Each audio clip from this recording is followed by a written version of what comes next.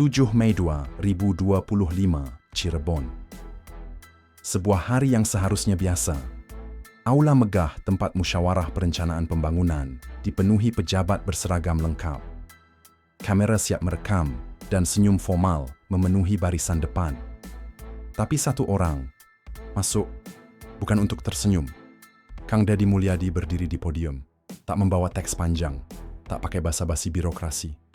Ia hanya membawa satu hal, kejujuran yang mungkin terlalu tajam untuk ditelan oleh para politisi. Kalau rakyat butuh jalan, saya bangun. Kalau petani butuh air, saya gali. Jangan tanya dulu, jangan tunggu persetujuan rapat yang lebih panjang dari penderitaan rakyat. Suara itu meledak diam-diam. Beberapa hadirin bertepuk tangan, tapi dari kursi fraksi PDIP, mata mulai menyipit. Wajah-wajah memucat. Bukan karena panas, tapi karena merasa dilecehkan. Satu kalimat dari Kang Deddy seperti pisau, tajam, langsung menusuk marwah. Apakah DPRD hanya pelengkap penderitaan? Bisik-bisik mulai terdengar. Tapi Deddy turun dari podium dengan senyum tipis. Ia tahu, ia baru saja meledakkan dinamit. Besoknya, media meledak. Headline berbunyi, Gubernur serang DPRD di depan umum. PDIP siap walk out. Netizen pun pecah dua. Yang satu memuja, yang satu menghujat. Tapi satu hal pasti, pertarungan sudah dimulai. Dan panggungnya adalah ruang sidang rakyat, gedung DPRD Jawa Barat, pagi itu. Tapi udara di ruang fraksi PDIP terasa seperti bara. Bukan karena listrik padam, tapi karena pidato Kang Deddy sehari sebelumnya masih menempel di kepala, seperti cambuk di wajah. Dia pikir dia siapa? Suara itu menggema dari seorang anggota legislatif senior. Ngomong di depan publik seolah kita ini hanya perabot. Kalimat pidato itu diputar berulang. Tiap kali terdengar, tatapan anggota fraksi semakin mengeras. Seolah setiap kata menusuk. Ego mereka menodai institusi yang mereka belah. Ketua fraksi berdiri. Tangannya mengepal. Ini bukan sekadar kalimat. Ini serangan. Ini penghinaan.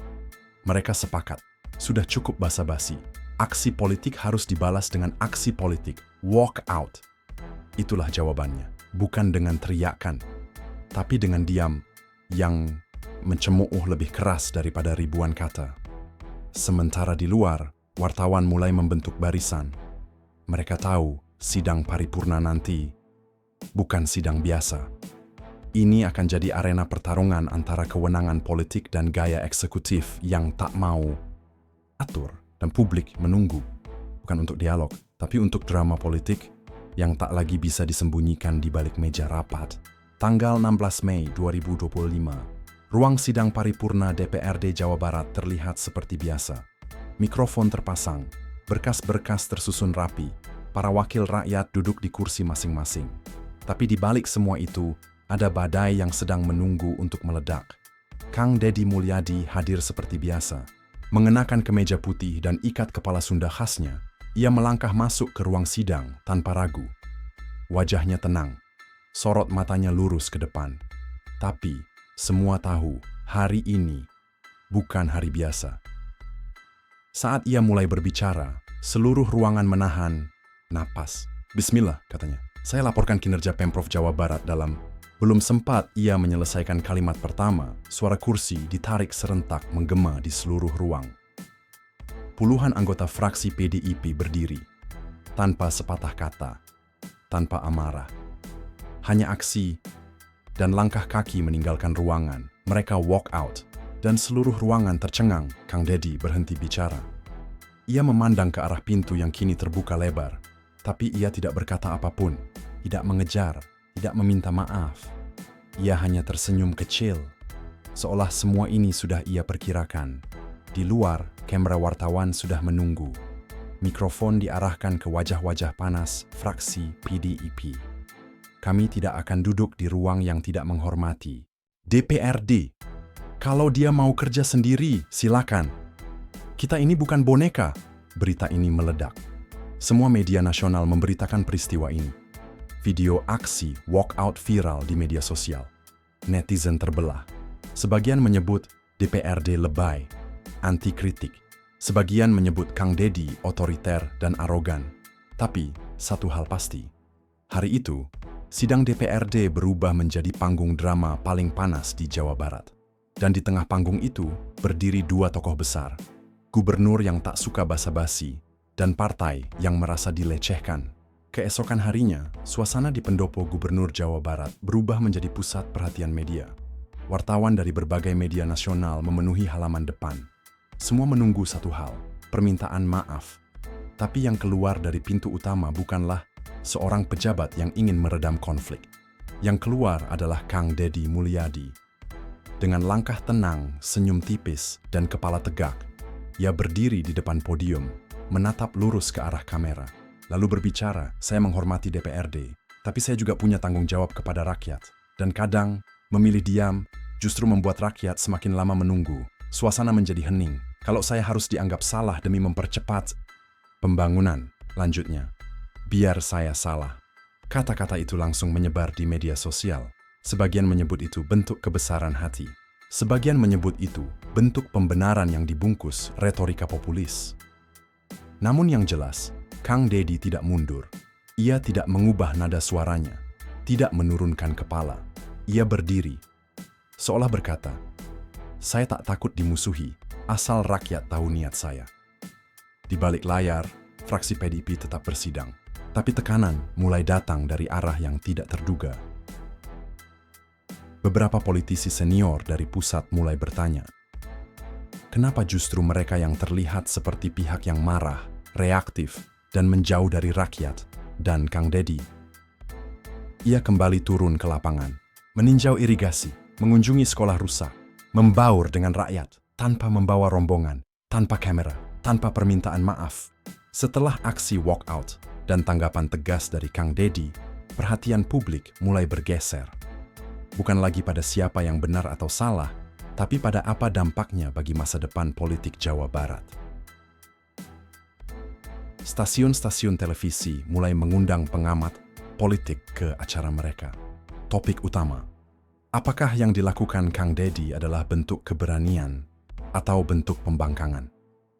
Seorang analis berkata, ini bukan sekadar pidato, ini adalah benturan antara gaya kepemimpinan langsung dan sistem yang butuh kesepakatan. Ini benturan antara dua paradigma, kerja cepat dan kerja bersama. Nama Kang Deddy kembali naik ke puncak trending, tapi bukan tanpa risiko. Sebagian menilai, ia mulai berbahaya bagi sistem demokrasi daerah. Terlalu banyak mengambil keputusan sendiri, terlalu sedikit melibatkan wakil rakyat. Namun, di sisi lain, rakyat semakin mencintainya. Video lawas saat ia menyapa petani, membantu anak yatim, dan membenahi saluran air tanpa seremoni mulai bermunculan kembali. Orang-orang berkata, minimal dia kerja, bukan cuma duduk rapat. Dan di tengah badai opini itu, sinyal tekanan mulai terasa. Beberapa tokoh senior PDIP mulai memanggil jajaran fraksi daerah. Kenapa kita justru terlihat seperti musuh rakyat? Tanya mereka. Fraksi PDIP mulai terpecah. Ada yang ingin melawan lebih keras. Ada pula yang mulai diam dan berpikir, jika rakyat bersama Deddy, pantaskah kita terus melawannya? Kontroversi di ruang sidang akhirnya berdampak nyata, tak lagi sekadar adu kata atau perang opini. Kali ini, yang jadi korban adalah kebijakan. Beberapa program pembangunan yang seharusnya sudah berjalan tertunda. Pengesahan anggaran tertahan, proyek jalan desa, bantuan irigasi, hingga renovasi sekolah, macet di meja rapat. Fraksi DPRD menunda pembahasan menuntut klarifikasi lebih lanjut dari eksekutif. Tapi gubernur tidak menggubris. Ia terus bekerja, turun ke lapangan, memantau proyek langsung, dan sesekali menyentil tanpa kata. Di hadapan kamera lokal, Kang Deddy hanya berkata, kalau menunggu politik sepakat, sawahnya keburu mati. Jadi, saya jalan dulu, urusan politik belakangan. Kalimat itu terdengar seperti serangan balik. Tapi di mata sebagian rakyat, itu terdengar seperti penyelamat. Seseorang yang berani ambil risiko demi air yang mengalir dan jalan yang mulus. Namun, tetap saja sistem tidak bisa terus dibenturkan. Tanpa pengesahan legislatif, dana tak bisa dicairkan penuh. Tanpa kesepakatan politik, birokrasi, jalan di tempat rakyat mulai gelisah. Kepala desa mulai bersuara. Jangan bawa konflik kalian ke ladang kami. ujar mereka. Tapi jawaban tak kunjung datang. Yang terdengar hanya gema dua kubu yang makin keras dan rakyat yang mulai bingung harus berpihak kemana. Ketika politik di gedung tinggi saling bersilang kata, suara paling jujur datang dari tempat yang paling rendah. Dari warung kopi, dari sawah, dari pinggir jalan. Di media sosial, rakyat bicara. Bukan dalam bahasa undang-undang, bukan pula retorika, partai. Mereka bicara dengan satu kalimat sederhana. Minimal dia kerja.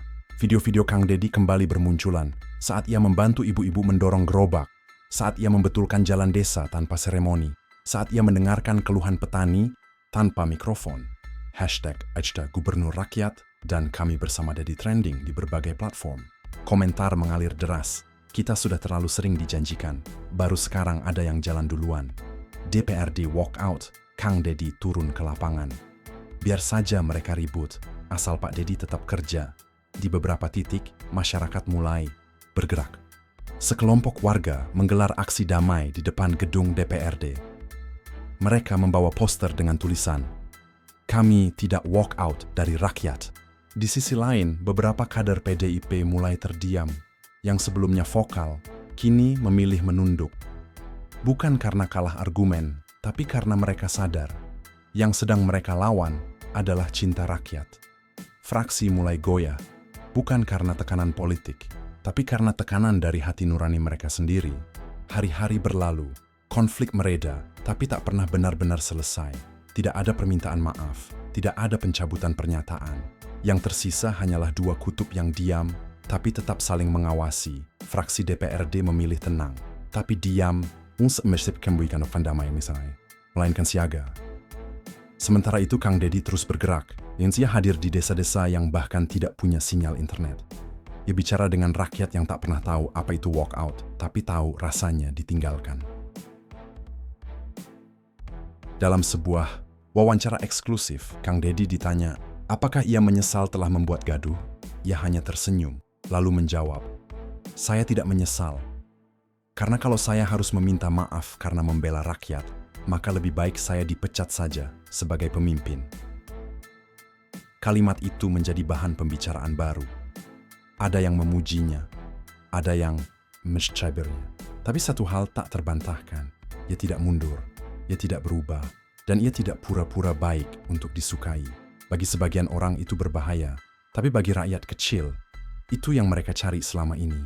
Cerita ini mungkin selesai di sini, tapi pertarungan sebenarnya masih panjang. Antara sistem dan spontanitas, antara prosedur dan nurani, antara pangkat dan keberpihakan. Dan siapapun pemenangnya nanti, satu hal telah dicatat dalam sejarah, bahwa di tengah dinginnya ruang sidang dan panasnya meja rapat, masih ada seorang pemimpin yang memilih berdiri di tengah sawah dan tenda pengungsi, bukan untuk pencitraan, tapi karena di sanalah suara rakyat paling murni tinggal.